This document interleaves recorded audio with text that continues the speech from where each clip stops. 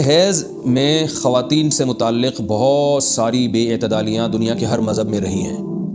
یہودی کیا کرتے تھے کہ حالت حیض میں عورت سے بالکل کنارہ کشی اختیار کر لیا کرتے تھے، اس کے قریب بھی نہ جانا، اور کھانا پینا بھی الگ اور جھوٹا بھی الگ۔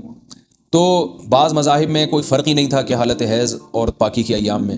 تو جب اسلام دنیا میں آیا تو صحابہ کرام کو یقیناً یہ خیال پیدا ہوا کہ بھئی اب اسلام کے اس بارے میں کیا احکام ہیں کہ جب خواتین مینسز کی حالت میں ہوتی ہیں شادی شدہ، تو کیا ہم ان سے ہم بستری کر سکتے ہیں یا نہیں کر سکتے، کیا اس کے احکامات ہیں؟ تو اللہ نے صحابہ کے سوال کو اور پھر اپنے جواب کو قرآن مجید کا جز بنا کے نازل کر دیا۔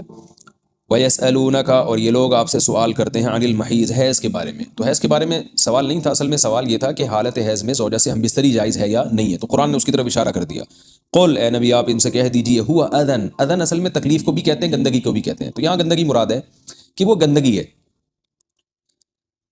فَاعْتَزِلُوا النِّسَاءَ، لہذا عورتوں سے دور رہو، فی المحیض، حالت حیض میں۔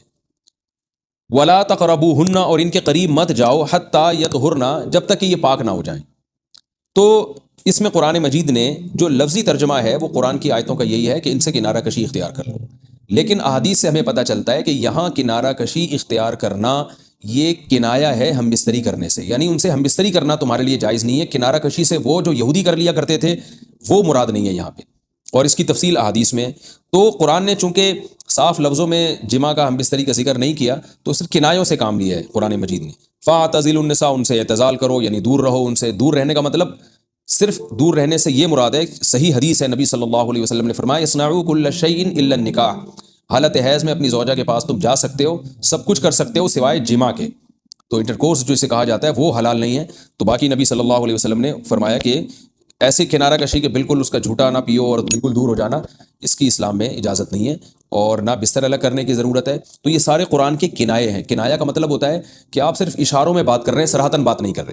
تو میں اس میں نقطے کی بات بھی بتاؤں گا کنایا کیوں ہے، کہ فَاعْتَزِلُوا النِّسَاءَ فِي الْمَحِيضِ، عورتوں سے حالت حیض میں دور رہو، وَلَا تَقْرَبُوهُنَّ، ان کے قریب مت جاؤ۔ تو یہ قریب جانا بھی اصل میں جمع اور ہم بستری سے کنایا ہے، یعنی اشارہ ہے ہم بستری مت کرو۔ تو جمع کا صراحتاً ذکر نہیں کیا جا رہا، تو مراد وہی ہے کنایا، کنائے میں بات کی جا رہی ہے۔ ایک جگہ قرآن میں آتا ہے لا تقربوا الزنا، زنا کے قریب مت جاؤ۔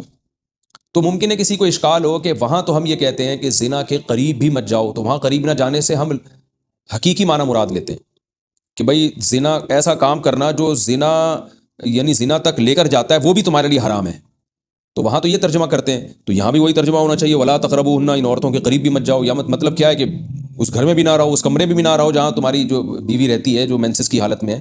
تو یاد رکھیں وہاں چونکہ زنا کا لفظ اللہ نے صراحتاً ذکر کر دیا، کنایا کی اب ضرورت نہیں ہے، لہذا وہاں لا تقربو کا مطلب لا تقربو ہی ہے، یعنی قریب مت جاؤ۔ تو زنا کے قریب مت جاؤ یہ کنایا نہیں ہے، اس کا مطلب صاف کہ زنا تو دور کی بات ہے، کوئی ایسا کام بھی نہیں کرنا جو زنا کے قریب لے کے جاتا ہے، لیکن یہاں اللہ نے ہم بستری کے لفظ کا صراحتاً ذکر نہیں کیا، لہذا جہاں ذکر نہیں ہوتا تو وہاں اشارتاً ذکر کیا جاتا ہے، اور اشارتاً جب ذکر کیا ہے تو یہاں لا تقربوهن یہ قرب سے خاص قسم کا قرب مراد ہے، اس سے مطلق قرب مراد نہیں ہے کہ کسی کے بھی قریب چلے جاتے ہیں۔ تو یہاں خاص قسم کا قرب مراد ہے، وہ قرب یہی ہے کہ مکمل جمع کرنا حالت حیض میں، اس کی اجازت نہیں دی جا رہی، لیکن اللہ نے اس کو گول مول طریقے سے کنائے کے ذریعے ذکر کیا ہے، حتیٰ یطہرن، یہاں تک کہ وہ پاک ہو جائیں۔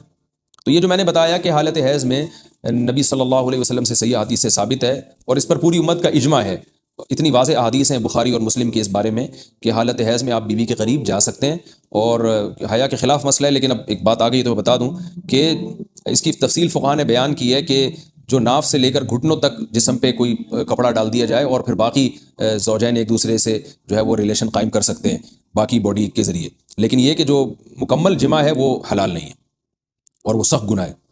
آگے اللہ نے ارشاد فرمایا فَإِذَا تَطَهَّرْنَ، پس جب وہ مکمل پاک ہو جائیں، فَأْتُوهُنَّ، تو پھر تم ان کے پاس آؤ۔ اب یہ بھی دیکھیں ان کے پاس آؤ یہ کنایا ہے جمع سے، یہ نہیں کہ آپ کی زوجہ جو ہے وہ جب حیض سے پاک ہوئی ہے تو آپ اب اس کے پاس جا کے چائے پی سکتے ہیں، وہاں بیٹھ کے کھانا کھا سکتے ہیں، یہ مراد نہیں ہے، یہ سب کنایا اور اشارتاً قرآن بات کر رہا ہے۔ فَأْتُوهُنَّ، تو ان کے پاس آؤ، یعنی مطلب ان سے تم جمع کر سکتے ہو، جمع کرو ان سے، من حیث امرکم اللہ، ایسے جیسے اللہ نے حکم دیا ہے۔ تو اس سے پتہ چلتا ہے کہ جمع کا ایک ناجائز اور حرام طریقہ بھی ہے اور ایک جائز طریقہ بھی ہے، تو قرآن بتا رہا ہے کہ جائز طریقے سے تم جمع کر سکتے ہو، ناجائز طریقے سے جمع نہیں کر سکتے۔ وہ جائز اور ناجائز کیا ہے وہ میں انشاءاللہ بتاتا ہوں۔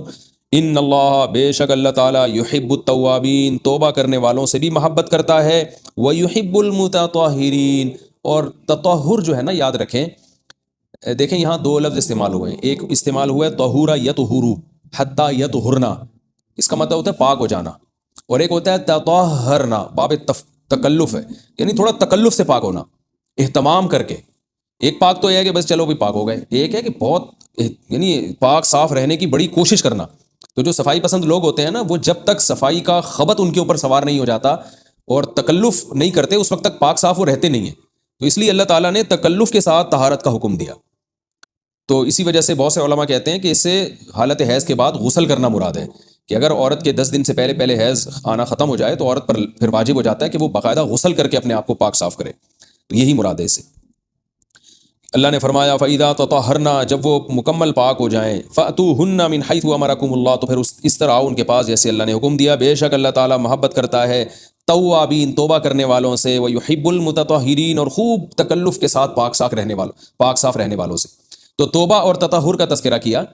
توبہ روحانی طہارت کو کہتے ہیں، اور جو تطہر ہے وہ جسمانی طہارت کو کہتے ہیں. یعنی اسلام یہ چاہتا ہے کہ آپ روحانی طور پہ بھی پاک صاف رہیں اور جسمانی طور پہ بھی.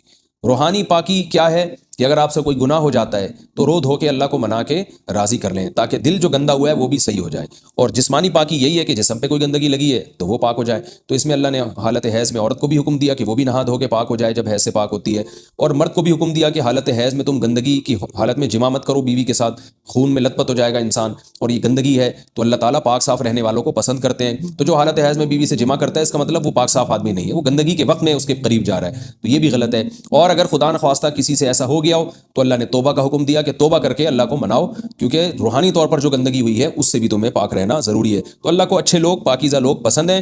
تو حالت حیض کی آیتوں کے بعد اللہ نے یہ اس لیے حکم دیا تاکہ اس عمل کے دوران گندگی میں ملوث نہ ہونا پڑے. اور یہ حکمت بھی اللہ نے بیان کر دی کہ حالت حیض میں جماع سے ہم تمہیں اس لیے منع کر رہے ہیں کہ اللہ کو پاک صاف لوگ پسند ہیں، گندگی میں انوالو ہونے والے، ملوث ہونے والے لوگ اللہ کو پسند نہیں ہیں.